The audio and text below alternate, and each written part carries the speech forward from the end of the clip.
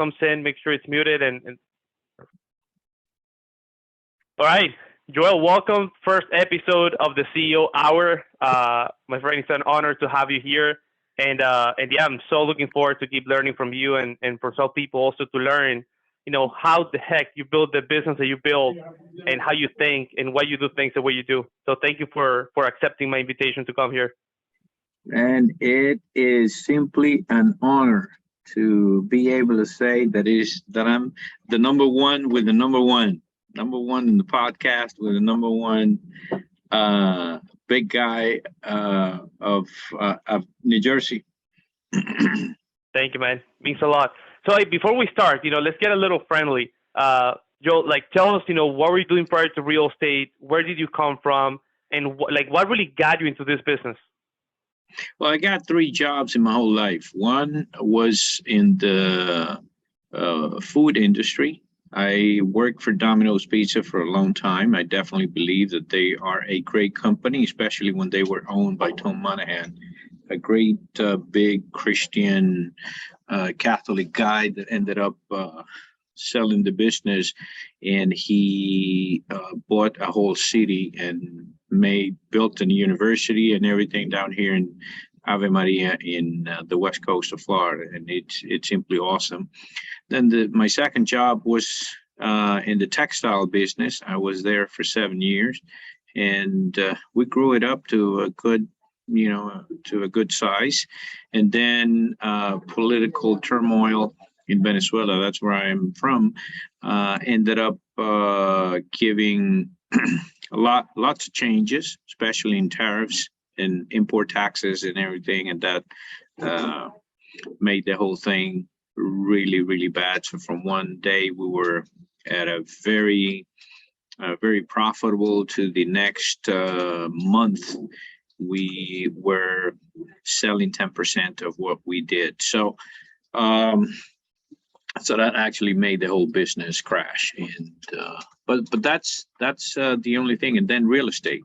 I came to the United States. I started doing real estate after 1 year. I realized that I could not live without without financing.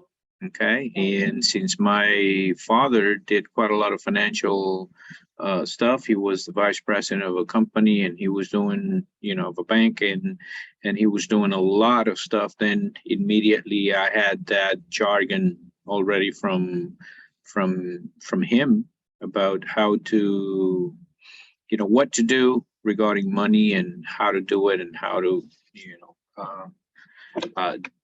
a little bit of psychology of money. He didn't teach me how to build a business though, which is interesting, but he did teach me how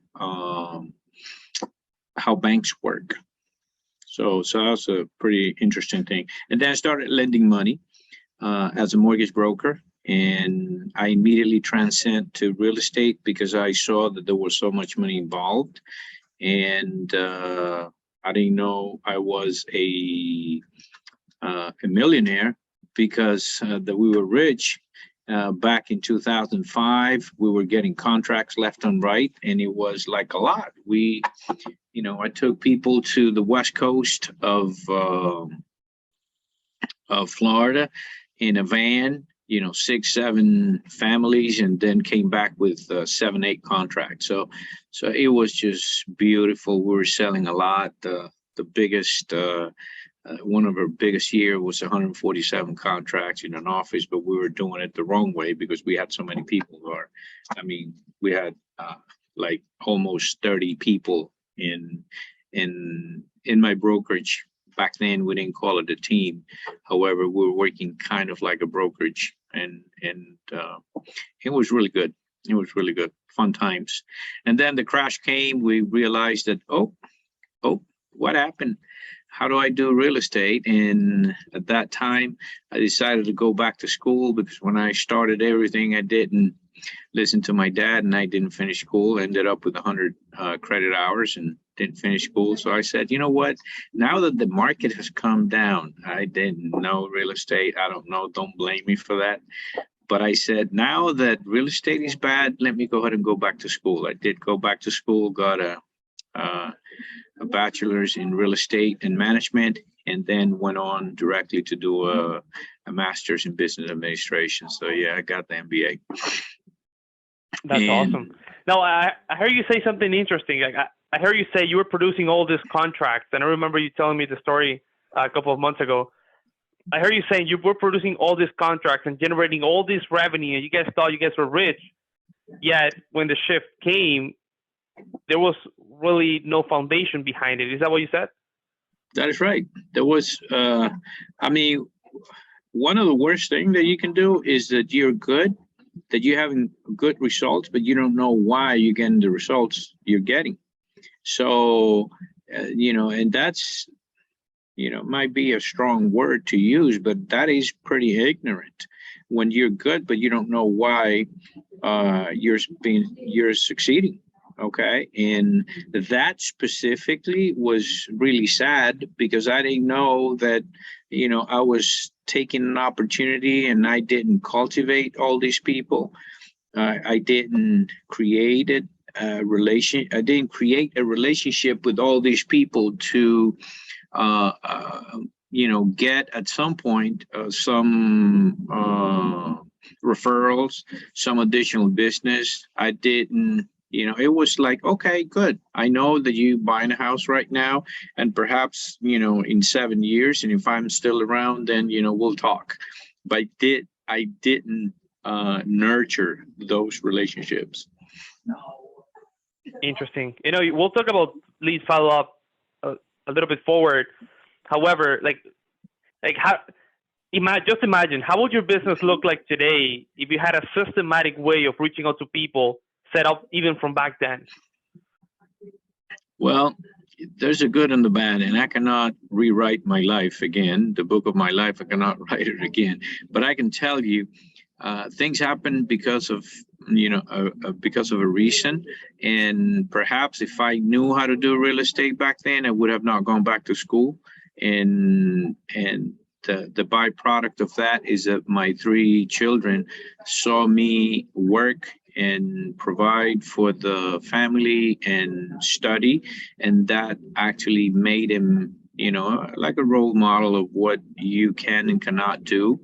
And they all graduated from college and they have great jobs. So I was it was motivating for them. It was very motivating for them. So So I wouldn't rewrite it. But the other part, which is the most important, is that if I knew how to do real estate back then, I would have started cultivating all these people and all these relationships and everything, creating systems and follow-up systems in order to get more transactions out of the people that I had already transacted with.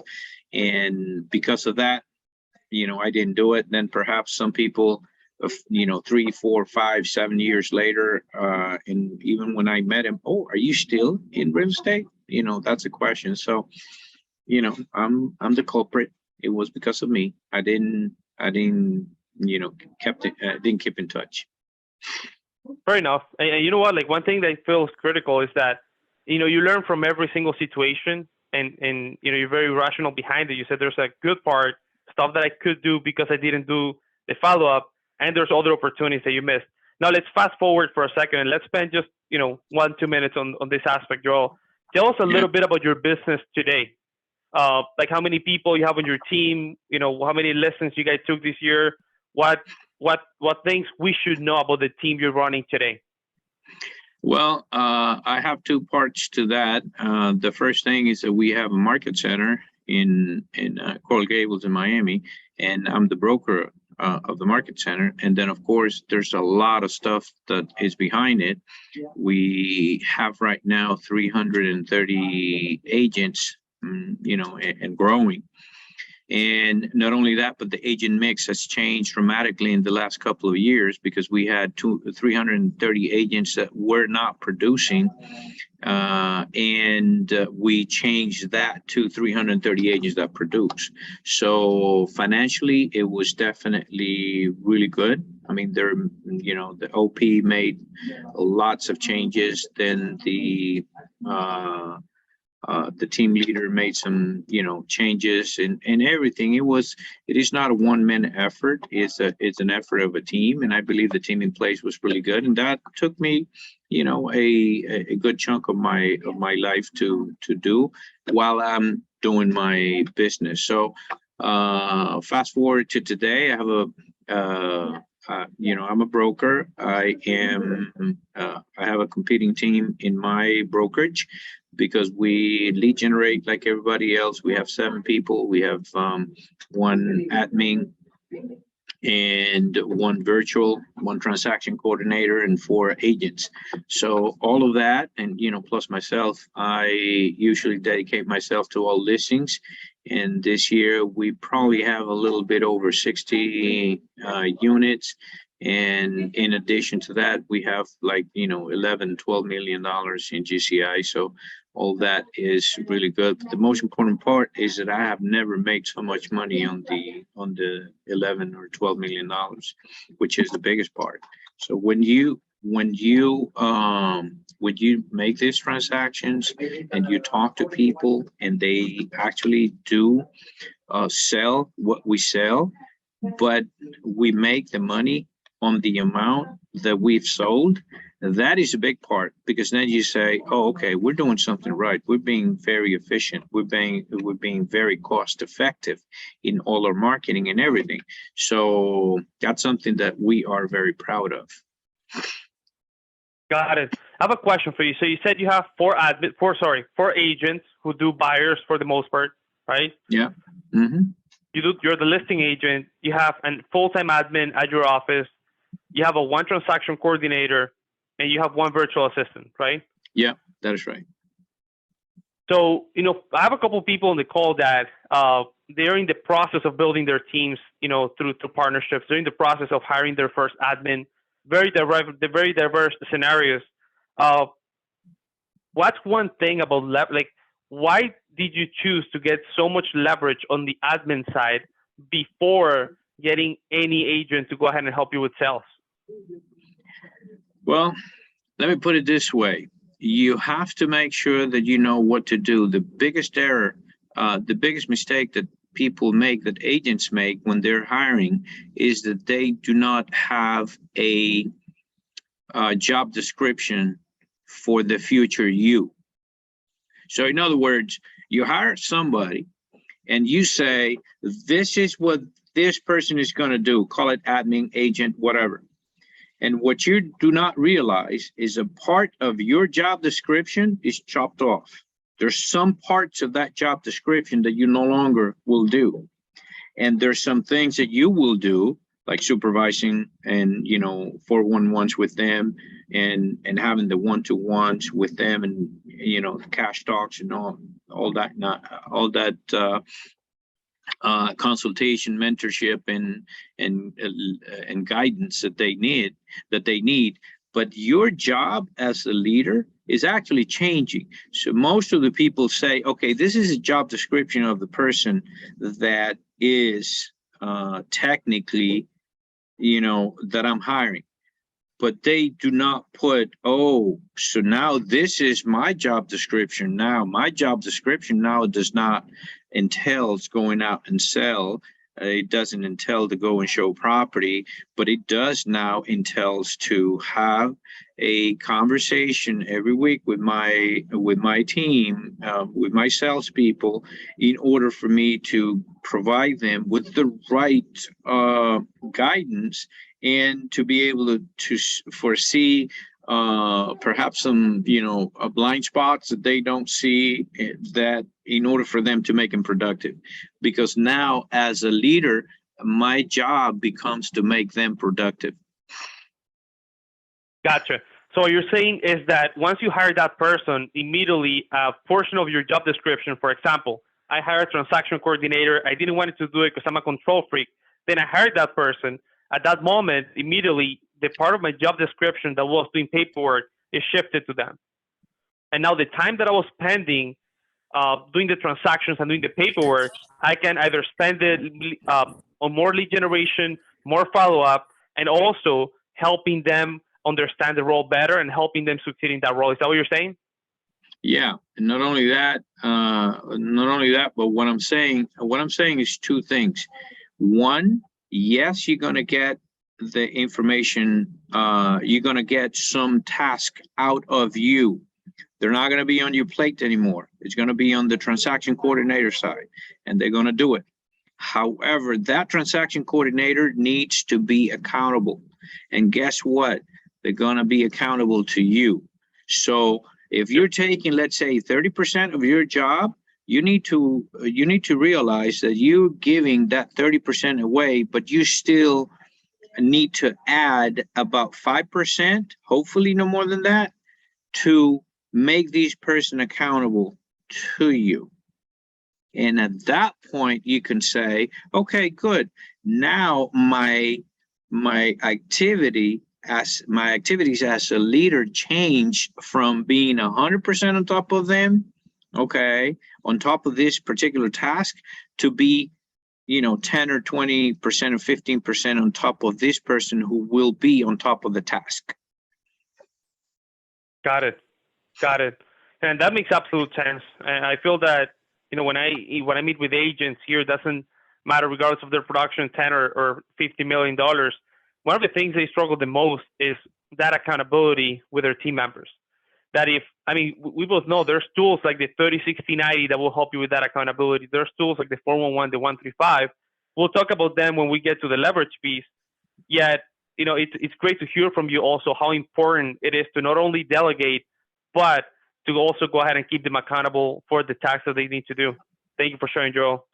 Yeah, absolutely. So, moving forward, I asked you something on an email. I asked you, so, tell me what you do best. Tell me what makes you different. And you start talking about self-awareness and how has that helped you in your business. Can you tell us a little bit more about that? Yeah, I believe that at some point you need to be, we're grown-ups, we're big boys and girls. We know what we do right and what we don't, but sometimes we're not fully honest on it. Okay, we're not 100% honest. We don't say, well, you know what, I'm not good at this and I'm not good at that. And that is one first level of awareness. The second level of awareness is, okay, I'm not good at this. How can I make myself better? And that would be, what is it that I am missing that I am not better? And then at that point, there's a third level, which is, okay, do I need to be humble enough to say, I'm never going to get there? Like if I'm a basketball player, now I have the height, I'm not going to be able to, to throw a slam dunk. But if I see that a particular trait is not there, like I don't have it, then it's hard, because I'm not gonna get I'm not gonna get there. So that is what I personally believe, that we just need to make sure that that we provide. Okay. Okay, let me see what's going on here with the video. Okay, would it be my other camera? Okay, I got another camera, so good. All right, so that's what I'm saying. There are several things that you may or may not have, but there's some things that you may say, okay, you know what, I think that somehow we should be able to realize that I'm not going to be any good for this. Okay, so if I'm not going to be any good for this, then guess what? I'm just not going to be good, and that's it. Let me not go and try to push for something that I will absolutely won't get. So when we're looking at self-awareness, there's a lot of people that really either their ego is too big to accept that something's wrong with their business and they need to do something different, or they simply don't know. Okay, you don't know what you don't know. So because for whatever reason, I went completely out here.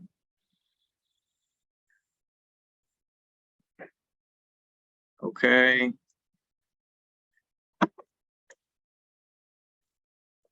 Okay, can you hear me? Yes, I can hear you and see you properly. Can you hear me now? Yes, it's Okay. great. It's been great all this time. I cannot hear you. I didn't get that. Could you try? Okay, let me turn this off and see if I'm able to hear you. How about now? Give me 1 second. Let me turn this off and turn it back on. I'm very sorry. I apologize for this, but okay. That's okay, man. Okay, now. How about now? Good? Okay, now we're good. All right, awesome. So what I was saying is there's a lot of people that, and their ego is just too big for them to accept that something's wrong on their business and they need to do something about it. Or, they just simply don't know what they don't know. So, how you're able to determine what things within your business are not going as you want. And also, how do you get rid of that ego that don't let you see the truth? Well, you have to be a learning based and you have to be humble in perhaps having a coach, having somebody, taking criticism the right way, being able to say, hey, look, you know what? I don't know this, but let me see if somehow I'm able to get my, the right information to someone, being, like brutally honest with yourself and saying, look, if I want to learn, if I want to grow, if I want to get to that level that I've been, cherishing, and I say, hey, I want to get there, guess what? You need to perhaps lower the volume to your ego and say, all right, let me see what they say. Because one thing is what you think about yourself, and another thing is what the other people think about the same thing that you're thinking. So it is like, okay, yeah, I think I'm great, but then other people know he's a jackass. So you don't want that. So it is like John Maxwell say it really, really bluntly. He says, if you are a leader and you're walking and you turn around and you see nobody following you, you're not a leader. So you're taking a hike. That's what you're doing. That's right. You need to be really honest about it. That's basically what it is. I love it, man. That was so strong. I love John Maxwell. You know that I'm a huge fan of that guy. Even let me show you something. I think I haven't showed you this. But I had the honor of spending a couple of days with him on the retreat in the beginning of the year, and right. Like even after that, man, it's people don't know how much you know until they know how much you care, and that applies to the people you lead, that applies to the people you service, that applies to your customers. It's all about how much you care about people, and loving them unconditionally. Yeah. I totally agree. But but you need to have that sense of humility and say, okay, look, you know what? I'm not the best. Let me see what other people say about myself. And you can even try this at home. Try it with the children. You'll have a lot of fun. When you say, hey, that you're really good and you're strict and you're this and you're that, well, talk to your children. Let them talk to you and say, today you have a blank check. You can tell me whatever you think, I don't want to hear. Go ahead and tell me. That will be a great exercise. Love it. Yeah, now they have an exercise too. That's fun, man. I love it. I'm gonna try when I get back home. I'll send you a text to see how that goes. Yeah, tell your partner, your wife. Yeah, you just tell her, hey, look, I think I'm great at this. What do you think? Well, I mean, do you really? Where do you get that idea from? Oh man. Oh, Joel, and thank you, man. I appreciate that, and I mean, I know how important mindset is for you because we've had this conversations over and over. Again, now as we start to talk about leads, listing, and leverage. I'm curious. You have such a big business. What are your sources of leads? What are your main three sources of leads that you focus on every day? Well, right now, SOI. SOIs, means from our sphere of influence and referrals. So that is perhaps one of the biggest deals. And we have some allied resources that immediately. I mean, I belong to BNI, and I have some other groups, similar to that they are always feeding me leads, and in addition to that, I would say I'm working more on that because those are the easiest. Those are the very, very easiest one, are referrals. So when somebody calls you, I mean, I cannot stress it enough. Nobody will call you, or let me rephrase that. You will have a very slow chance of people calling you directly on your website and saying, come and list my house tonight. Okay, just come this today at 4. Come to my house that I'm ready to sign the listing. All right, that usually doesn't happen. However, when you get a referral, yeah, that could happen, and pretty much it happens. You don't have to prove yourself because somebody already proved yourself, prove that you're good, that you are the right person for that job. So I would say that's probably one of the biggest things. Yeah. I'm curious on something. So when I talk to agents, I feel that a lot of people pretty much hinder themselves from reaching out to their database because they think there's no business there, or they think that nobody's going to give them business from their database, or they're scared of reaching out to them, and they prefer to go after strangers all day every day. I know you came from another country, so you had to build your book of business here, Joel. Like, you said it was the easiest one to get business from. Like, how do you build your database from the very beginning, and like, how do you make it so easy to get business from them? All right, you got two-part question right there. The number one is what happens when you talk to your database and you get no business or something like that. Well, I'm going to tell you one thing. When you talk to someone and they want to divert, they want to go to the bathroom, they want to go to another part, they have a meeting, they have an important phone call or something like that, that means that you have no value. And as blunt of a statement that is, you need to internalize that. Okay, if I'm telling somebody I have right here a $1,000 bill and I'm going to give it to you right now, how many people do you think they're going to wait? They're going to put on hold that call. They're going to stop going to the bathroom. They're going to stop chatting with someone, and they're going to pay attention to you. They will pay attention to you because you're bringing something of value. And the same thing is when you're talking to your SOI. If you talk to your SOI and for whatever reason, you do not give them something of value. And what can we give of value? You got a master report, a market report that you can give them. You can give them a listening alert. You can give them an investment opportunity. You can give them, stats of the area. You can give them the 8 most important benefits of real estate. You can give them the best way to save taxes in your homestead property.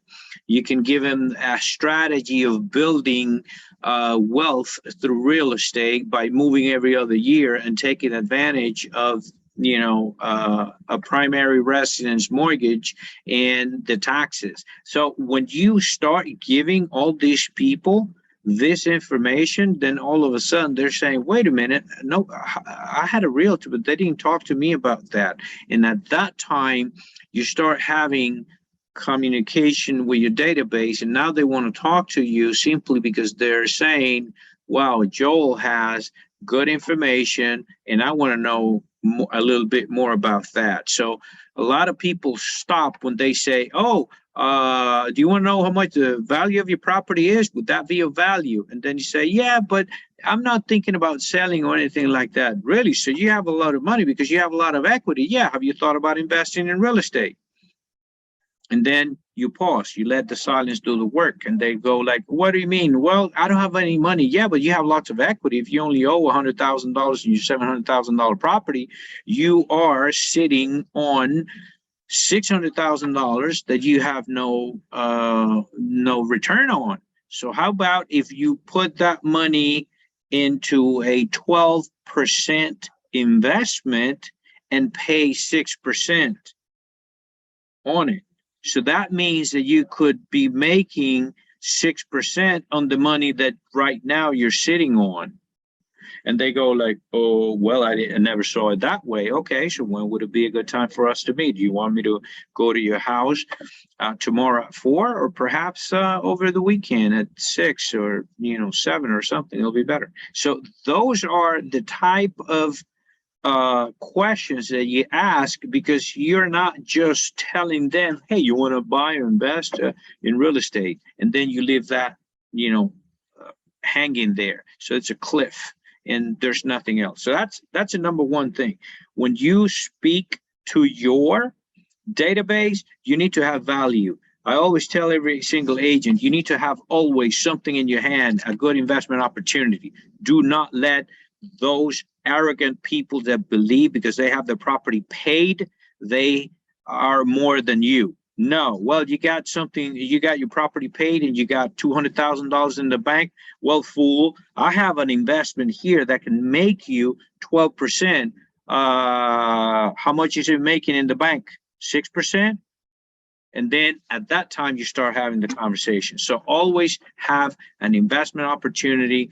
If you do not know how to make an investment opportunity, go online, get some sort of, a PDF, a presentation, a one-pager, investment opportunity making this much. And that's it. Well, we got 7% interest rate. Well, it doesn't matter because you are making 12% in this deal. So it's good. So that's the number one.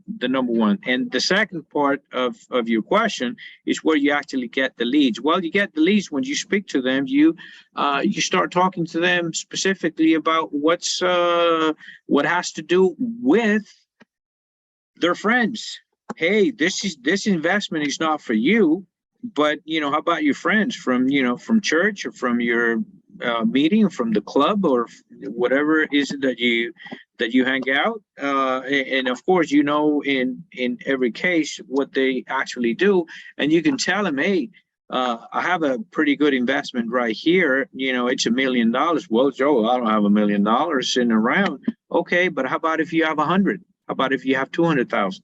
Would that be good? If you have that, let's partner up. Put 5, 6 of 10 of your friends together. We'll put them together, and everybody will do that. Oh, and that is called syndication. That is called another way to show value to the people that you have in your sphere of influence, and you're just not, calling them to talk about the weather.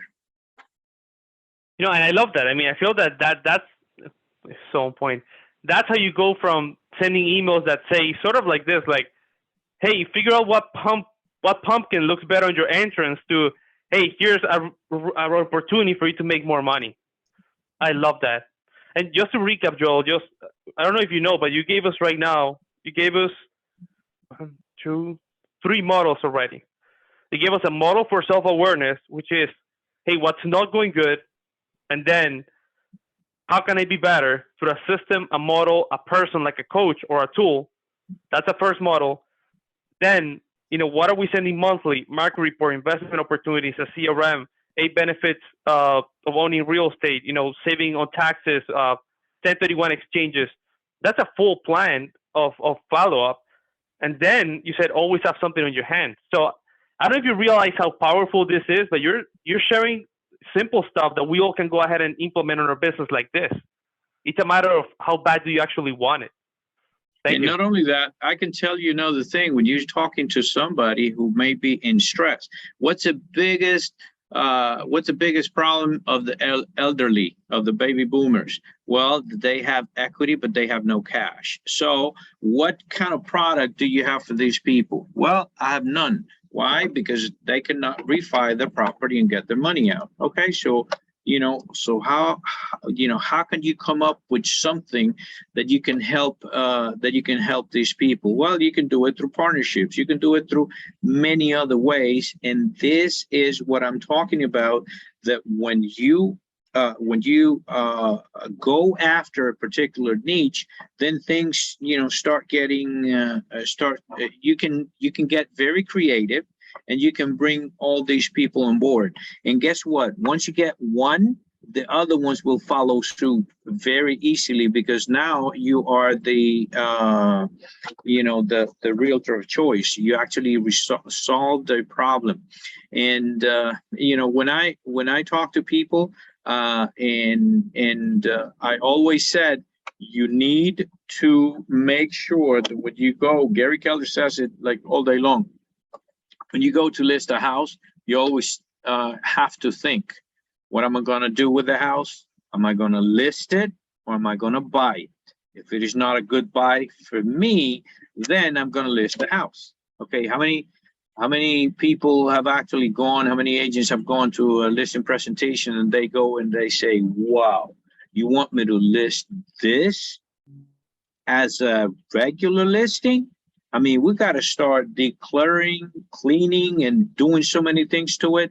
This is really, really bad. So that is an opportunity for you. So for you as an agent, you have to say, you know what? You want to sell it as is, and you don't have to go through all the trouble. So that has to be always in like your repertoire of options. And then, that person may say, well, you know what?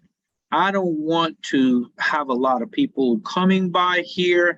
I don't want to have a yard sign. And every time you receive one of those, are you ready to receive less money? I don't want to have a lot of people coming here. Are you ready to receive less money?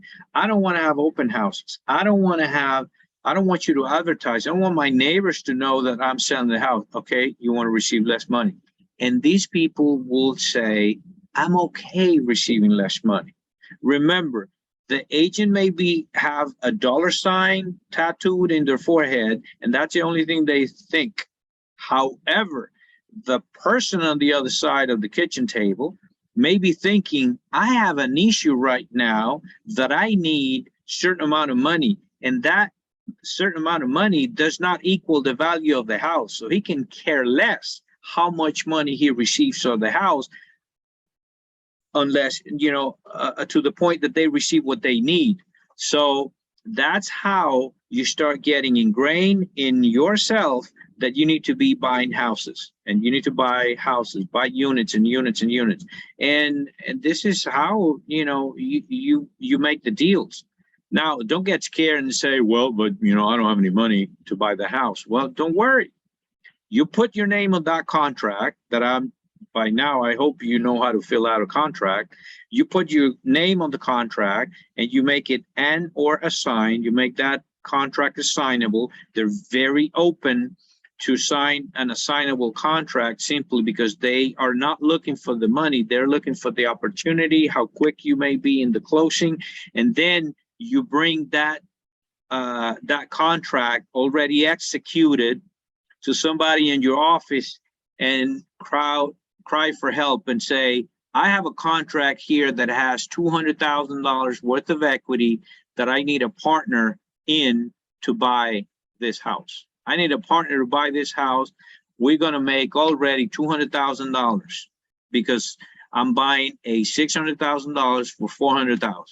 So who wants to come on board? And that's how the agent makes money, makes inventory out of nothing, because guess what? You're going to get twice your money. Once when you buy, and another one when you sell, when you fix the property, sell it and relist it. So you don't have to think that you do not have options for other people. And you always need to be thinking, okay, what is it for me? Just like the little kids, if I'm sharing a bunch of candies, I say, okay, one for you, one for me, one for you, one for me. Well, you're not getting the same. So at the end of the day, you end up with 3 or 4 because you were, distributing them. I have a question for you though. Like this concept of investing, we're like the realtor community, we're such a force when it comes to having access to off-market properties, being the first ones to see the properties when they come on the market. Why do you see, you've been in this business for so many years, Joel, I want to pick your brain on this.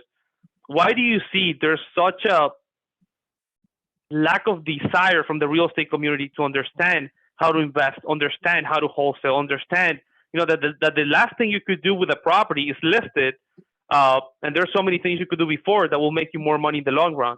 Well, why do you feel that happened? We're not listening to what the seller wants. That's simply what it is. In the past, and I would say about 3, 4, 5 years ago, I was insisting on the seller to sell the house at the highest price. And I told the seller, no, but you can sell it for $500,000. What is it that you want to get 350? And the guy was telling me I need 350 now. And I kept insisting, no, but why are you going to sell it for 350? That doesn't make sense. And I did not understand that I was not listening to the seller, that he was not interested in selling at market value. He was interested in getting $350,000 and run away because he had an emergency, because he had a, something that he saw, or deep in his mind, he was more inclined to be in his comfort zone and say, I'll receive 350. I don't know how this guy believes that my house, which is ruined down, which is falling apart, is worth $500,000. And they simply don't see it. So they don't believe you. But then we as agents don't listen to the seller to realize, hey, you know what? This is what I want. And when you do not listen to your seller, and when you don't, when you're not out there listening and knowing exactly that they are okay by getting $350,000 for the $500,000 house, guess who is getting the other $150,000? You are, because you are proposing and you are solving a problem. And agents' mistake, agents' mistake is that they believe the problem that they need to solve is more money. I know that is embedded in our value proposition and all of that, but sometimes that is not the main driver of a seller.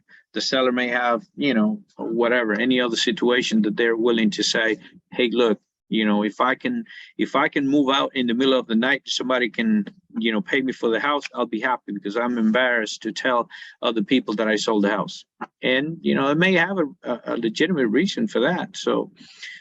So you'll be doing a disservice if you don't buy the property for 350. Let me put it that way.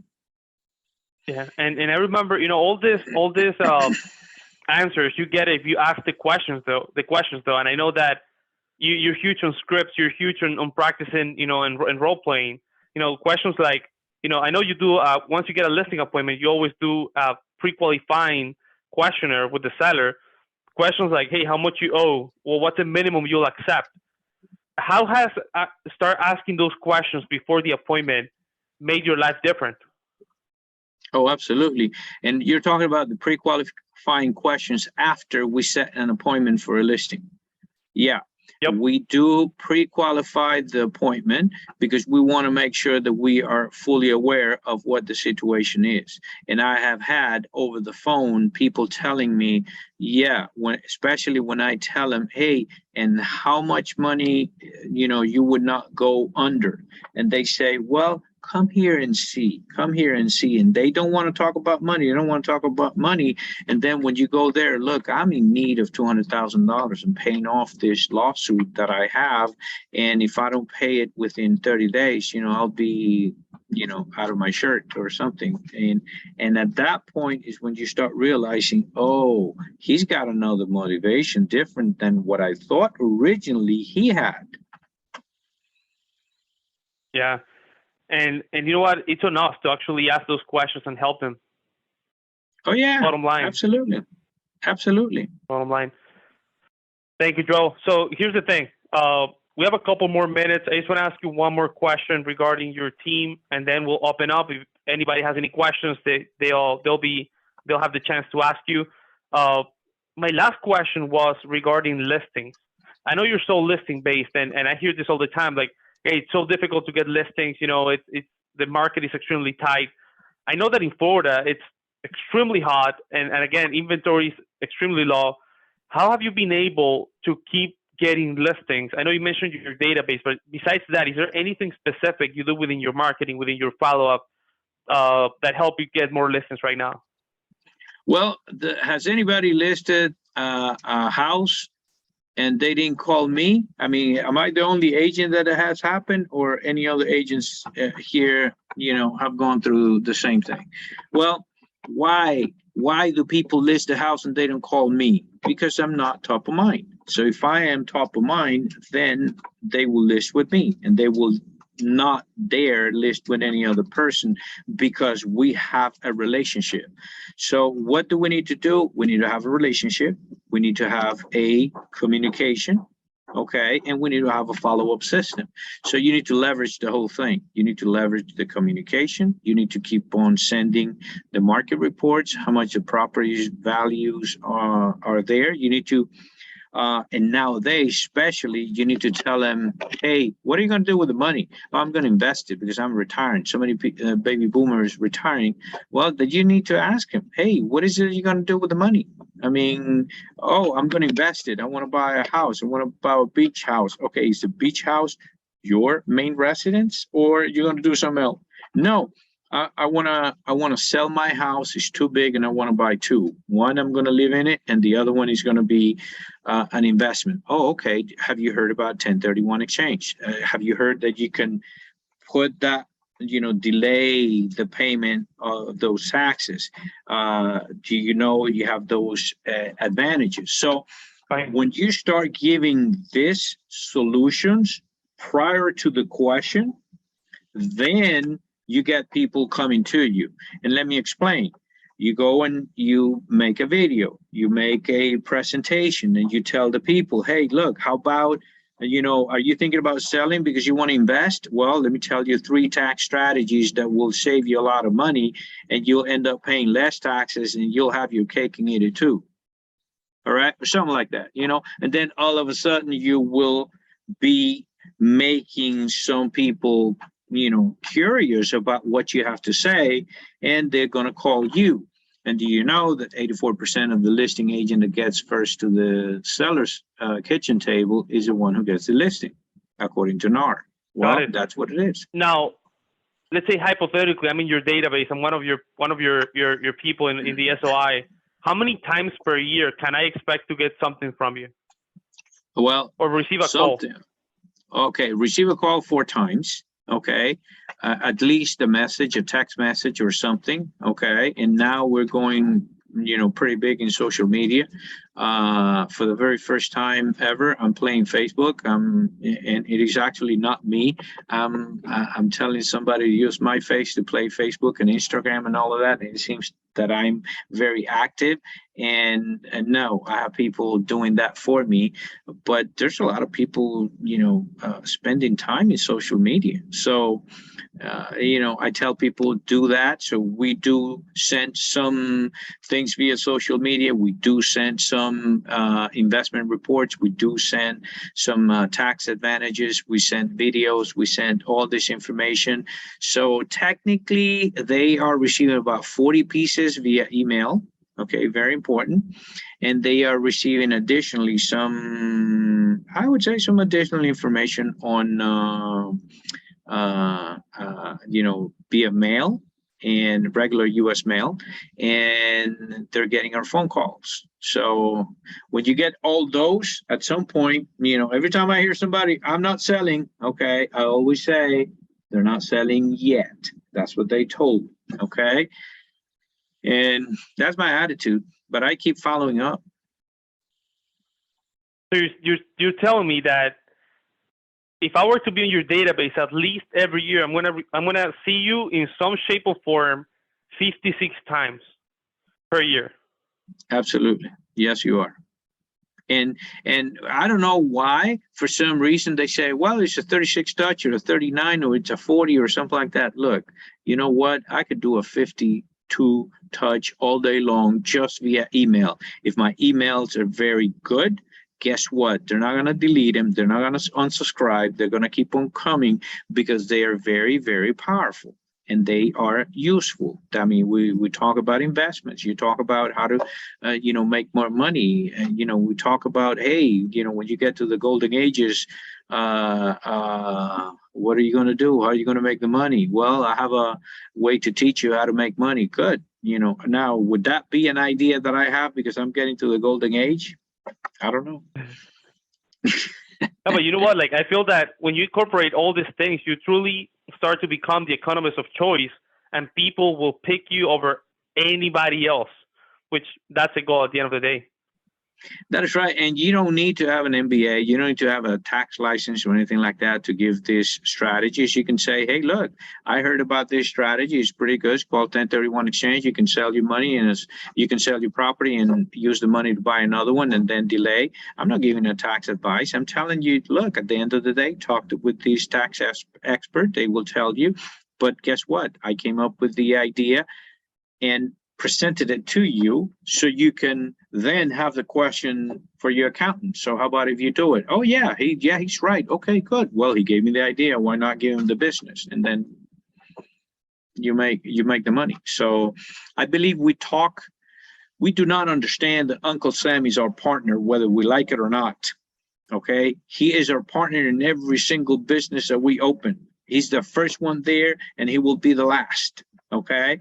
I don't know why we do not understand that we need to eat the tax code. We need to breathe the tax code. We need to understand what benefits we have in the tax code for us as a business owners, as advising other people of how to do the deals. That's part of what we need to do, and we need to tell them, hey, look, you can do this. You have a primary residence and you're going to rent it. Whoa, you don't waste all the money that you have accumulated through the years and then end up having an investment property.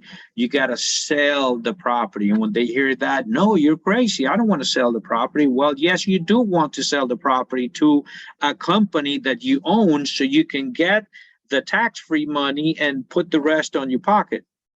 Oh, I don't know how to do that. Can you explain? Yeah, tomorrow at 4, is that the best time for us to meet? Yes. Okay, good. You go there, you explain it, and then you direct them to your accountant or their accountant to do installment sale and save them up to $500,000. Thank you for the advice.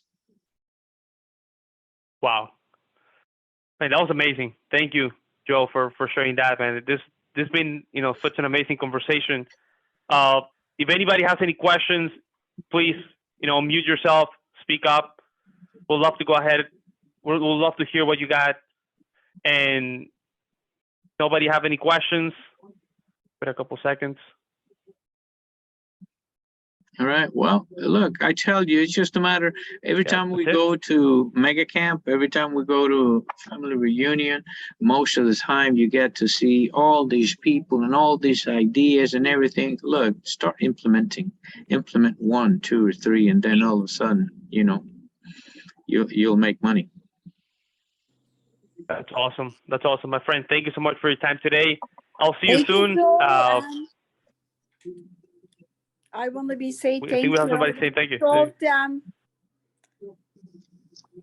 some of part I missed, but is any recorded type? I will rewatch again. Great. That's okay. Yeah, we'll go ahead and post it later today. Guys, thank you for coming. Joel, my friend, thank you so much for your time. I'll see you soon. Have a great day today. Anytime. You're welcome. And I put my information in the chat. If anybody wants to do business with Miami, we're here to help. We do commercial and we do residential. All right? Of course. I follow you for Instagram. Okay, great. Thank you very much. Okay. There you go. All right. Bye, guys. Take care. Hey, Josue. Thank you, man. See you next Wednesday. You're the man. Thank you. Always a pleasure. All right. Bye-bye. Okay, bye-bye.